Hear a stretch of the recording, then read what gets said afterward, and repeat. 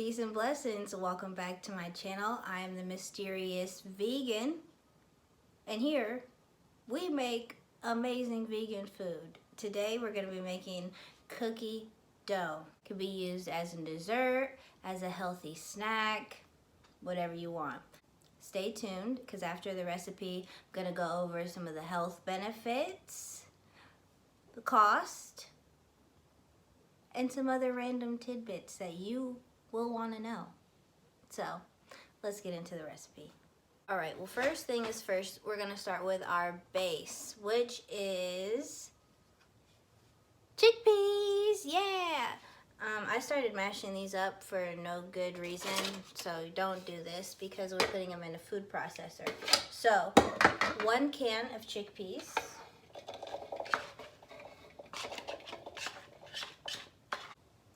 4 dates, and I soaked my dates in hot water for about 5 minutes just to soften them up, makes them much easier to blend and much better to work with. These were the dates that I got from Kroger. Also, we're going to be using a 1/2 cup of peanut butter, almond butter, coconut butter, whatever kind of butter you like.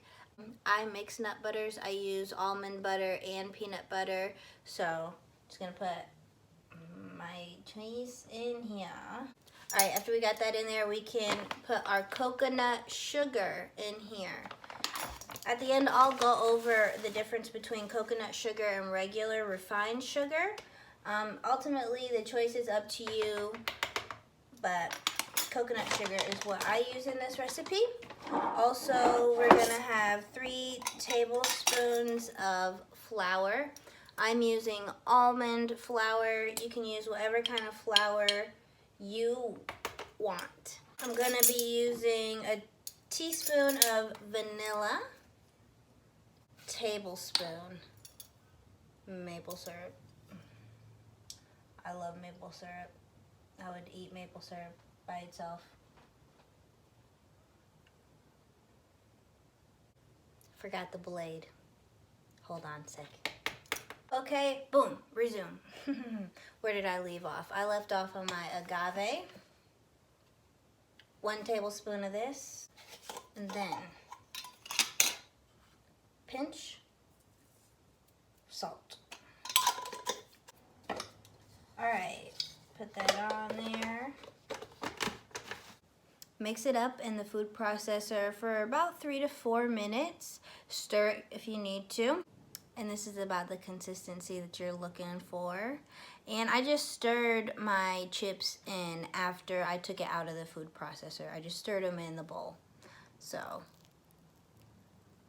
it's really nice, just like cookie dough. This can stay in the refrigerator for probably about a week, maybe. If it lasts that long. First, let's go over the price of the cookie dough. Using the ingredients that I got and the price per serving, I came out to $4.25 total for the amount.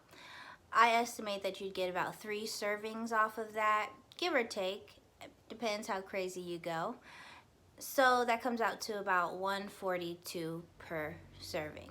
My calculations might be a little higher than yours because I chose to get vegan chocolate chips that were double the price as regular chocolate chips. So you could significantly cut the price down to 1/3 of this per serving, or even more or less if you just totally omitted the chocolate chips.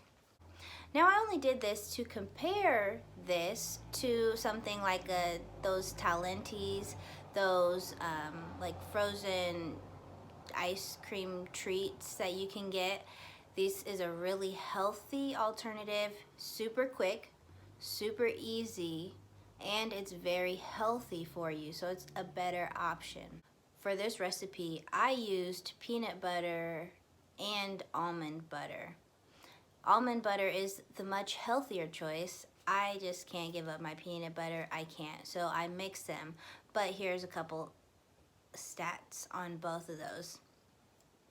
So almond butter is, well, almonds are high in zinc, magnesium, potassium, very high in vitamin E, and they have a much lower fat concentration, or like a saturated fat concentration, less carbs, less calories. Almonds are good for brain health also. Peanut butter is a lot higher in calories, a little bit higher in carbs, higher in protein as well, and it's actually got more vitamin E than the almonds. So if you're looking for vitamin E, that's good. My favorite ingredient in here is the dates. I love dates. Dates are really good, really great. And you want to know why? Well, I'll tell you why. They aid in digestion. They promote regularity. They have tannins in them. It's a stomach astringent. So if you have an upset stomach, dates are really good for that. They're very sweet, but it's a high quality sweet. It's a slow release sugar, so it releases into the bloodstream slowly versus a lot of sugars just flood the bloodstream at once and it spikes your blood sugar. We don't want that. We like slow release sugars.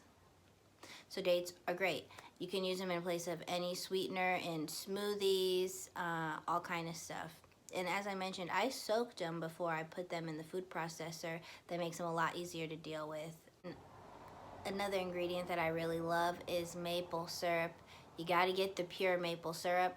It's a lot more expensive, but it's worth it because the sugar quality is unsurpassed. Real maple syrup is high in zinc, magnesium. It's used to regulate hormones. Who knew? Maple syrup also has very strong antioxidants in them that have shown to have anti-cancer effects. It also has ascorbic acid that helps the body adjust to sensitivities. Maple syrup's a good one. Now let's get into the sugar. When I was making the recipe, I mentioned the difference a little bit between coconut sugar and white sugar. I no longer use white sugar in my kitchen, period.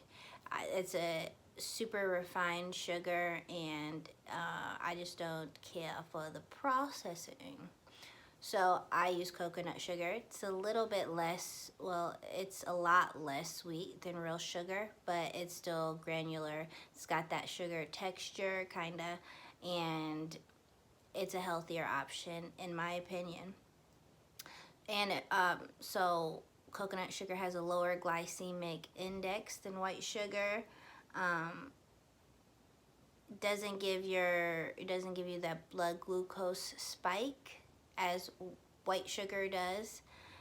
So it's just as just as the dates are slow release sugar, coconut sugar is a little bit more on that frequency, more so than a refined sugar that is going to flood the bloodstream.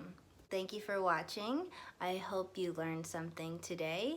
Go out and try this recipe. It's super easy, satisfies that late night sweet tooth that we all are having right now. Let's be real, but it's a guilt-free option. I'm the Mysterious Vegan. Peace and blessings. Until next time.